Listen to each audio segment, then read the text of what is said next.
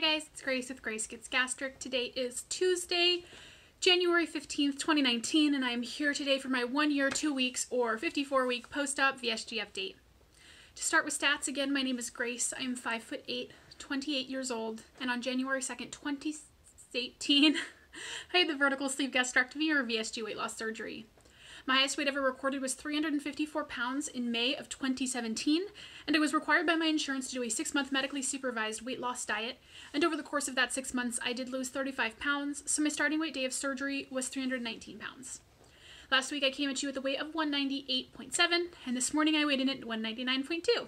So that is a weekly gain of 0.5 pounds, a loss since surgery of 119.8, and a loss since my highest weight of 154.8 pounds. Again, I mean, obviously not happy about that, but like half a pound, that is well within regular fluctuation. And I am happy to note that since Tuesday, since my last weigh-in, though I have fluctuated fluctuated since then, obviously, I've not gone to the 200s at all. So like I've been fluctuating between like 198.7 and my 199s. So that actually makes me really excited. I feel like my body set point kind of is like inching its way down, because all through December I was fluctuating, and even the first week of January it was fluctuating within like the lower 200s. So we're like 202, like 199 to like 204. So I'm happy with this, and to be honest, nutrition has definitely been decent. It's not been bad, but someone brought in one of those giant cookie tins full of those Danish butter cookies, and I've eaten a lot of those. So yeah. So speaking of food struggles, I've been talking about that a lot in therapy. What else is new? And I've been talking a lot about, I've mentioned this before, the snacking at work is my biggest struggle. There is so much stuff. Mostly sugar, some like chips. I mean, nothing that's good for you. Just so much of it everywhere, like really very a lot. And I struggle with the impulse to eat it. It's so impulsive. And then instead of just trying it, like I need to hoard it almost. Like I know in my brain, it's not something that I allow myself to eat. I'm not going to eat it again unless I do it tomorrow. So I need to like eat more than I need to, I'll eat to the point of basically feeling sick. Not necessarily over full. That has happened I've never thrown up or anything like that. I've definitely gotten to the point where like I filled up on things I shouldn't be eating instead of eating my planned protein snacks, and that's thrown off my day. But not to the point of like way over fullness. But usually it's just to the point of not feeling great. And the thing is, and I've mentioned this before, if I eat high quantities of sugar, I don't feel good. It's for me like a significant sense of lethargy. I feel lethargic. My brain gets very fuzzy.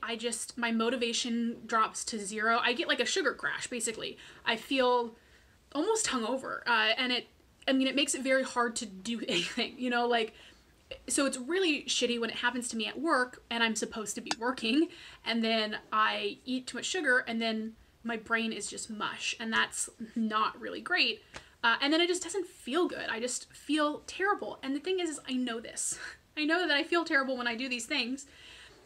And even as I'm doing them, like I'm aware that this is a bad choice, but I can't seem to make myself care. And that's what I've been talking with my therapist about, is like, it's not so much like remembering like that I forget, it's that I just don't care in the moment. Like the desire to eat and to taste that food and to get that sensual satisfaction is so much stronger than my caring about future Grace, who is going to be pissed at past Grace for making those poor choices.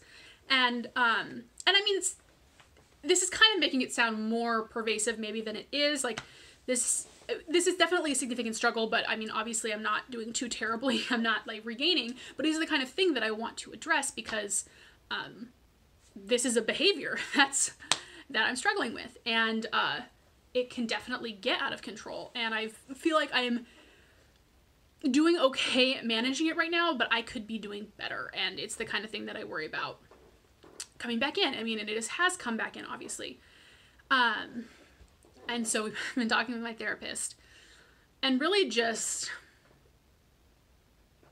you know, I don't know if you guys have suggestions. Her whole thing is like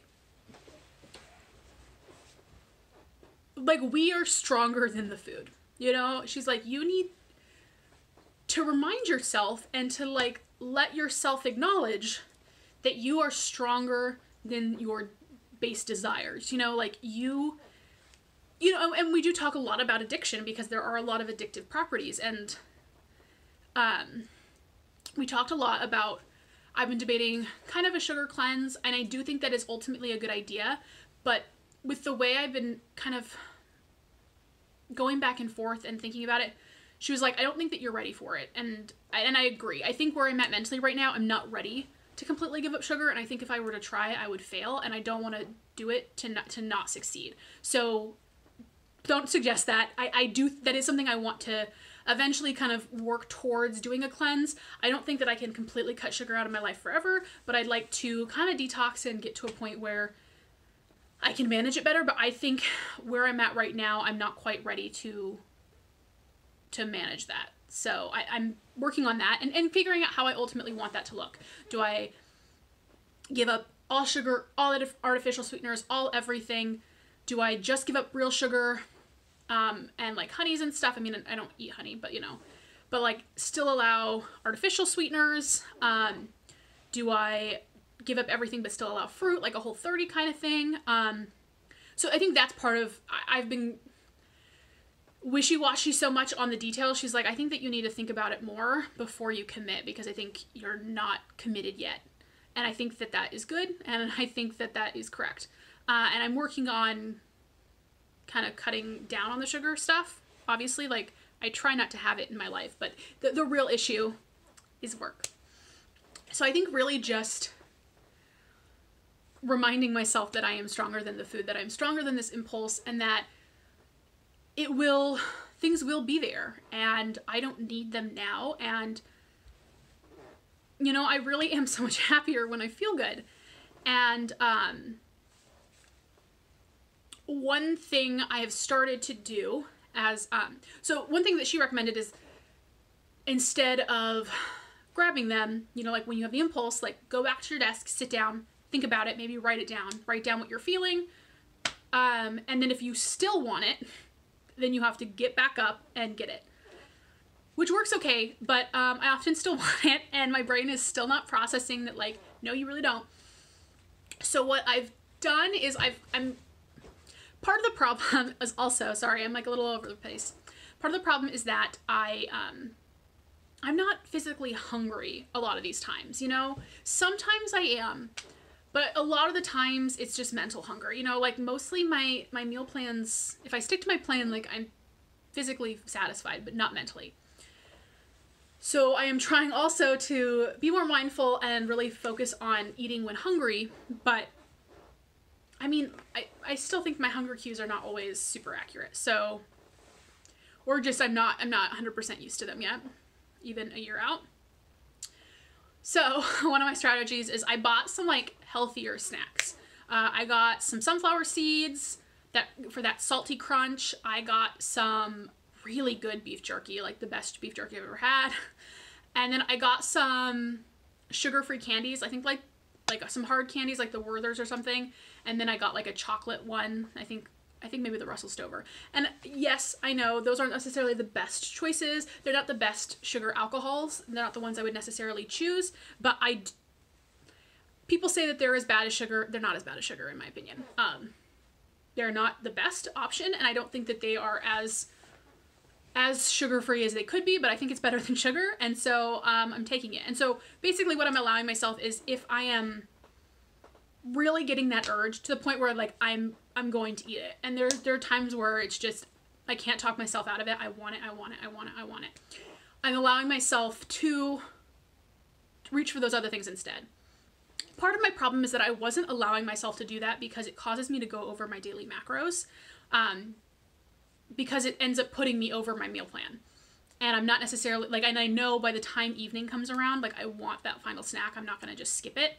So when I do that, I do go over my calories, which I wasn't letting myself do because that's bad. But the thing is I was still going over my calories. I was just going over them with worse food for me in terms of nutritional value. So I'm like, if I'm going to be going over my calories, I'd rather do it with foods that are more macro friendly, that are helping me achieve my goals, that are higher in protein, that are higher in healthy fats and lower in carbs. And for the sugar-free candies, they're not necessarily nutritionally great, but they're better than eating a bunch of Danish butter cookies. So that is what I have started doing this week. So far, it seems to be going okay. I haven't had any chips this week. So sorry, there's something on my screen. So we'll see how that goes. Hopefully it goes well. I'd like to eventually wean myself off of that and then just stick to my meal plan. But I think that my rigidity in not allowing myself to make those healthier substitutions actually caused me to be more likely to binge on those unhealthy foods. So I think that this is a good call for me for now. Let's see. I had some other stuff I wanted to talk about. Oh God, sorry. There we go. The lighting was weird. I'm kind of in a weird mood right now. I'm like having a difficult conversation with a friend, which we're both handling like adults, which is nice, but it's just like hard and we're both feeling a little bit shitty about it. And like, I think we're going to be fine. It's just not fun. And so it's kind of just made me filled with anxiety and sadness and just like blah. So, I'm actually surprised I managed to do that like peppy little food talk, because I was like dreading having to make this video because I'm like, I'm not feeling it. But talking about my food addiction overcomes my anxiety. Who knew? Who knew? Ugh. So I guess the last thing that I'll mention is that my giveaway winner, my giveaway that I had for my 1-year post-op VSG.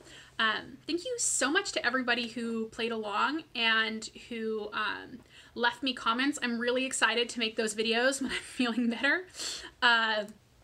There were so many questions. There were, I think, 250-ish entries, which is really way more than I was expecting. I think I wasn't quite prepared for the number of questions and response that I would get, just compared to my first giveaway, but that was just really amazing and super cool to just see y'all come out of the woodwork. I was a pre-op lurker in my day, so I absolutely understand. It's funny how I watched so many people pre-op and I just never felt like I should comment or could comment. Like, it didn't even cross my mind, which is weird to me because now I comment on all the things and I know how much comments mean to creators. So thank you all for all of you who comment, and thank you to all of you who don't, because I know that sometimes you're in the car and you don't want to, comment and drive, or you got social anxiety about commenting, which I get sometimes. So I get when that happens, and so that's cool. If you're just a silent supporter, maybe just give it a thumbs up to let me know that you are enjoying my content, but I really do appreciate all of you, and that's why I had the giveaway. So my giveaway winner, I'll try to see if I can input the footage, but I think I did it the long way, and those look terrible on YouTube videos, so y'all might be out of luck. Maybe I'll do it here.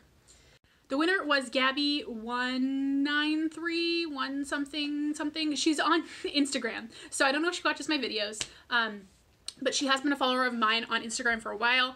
She actually lives in the Pacific Northwest, like me, so that's cool. Maybe I'll just give it to you in person. And save myself the postage. Anyways, if you are watching this video, and I'll tag you on Instagram as well, go ahead and PM me on Instagram with your email address, or you can email me at gracegibsgastric@gmail.com. I think I need to put that email in my bio, but anyways, thank you all so much for watching. Thank you for participating in the giveaway. I wish I could do all the giveaways, but ain't nobody got time for that, and ain't nobody got the money for that. But I do hope that that's not my last one, because they're really fun, and I love the question and answer ones just because a girl loves to talk. Anyways, I think that's all for this week. Thank you all for being here. Thank you for your support, and I hope that your January halfway through is going fabulous.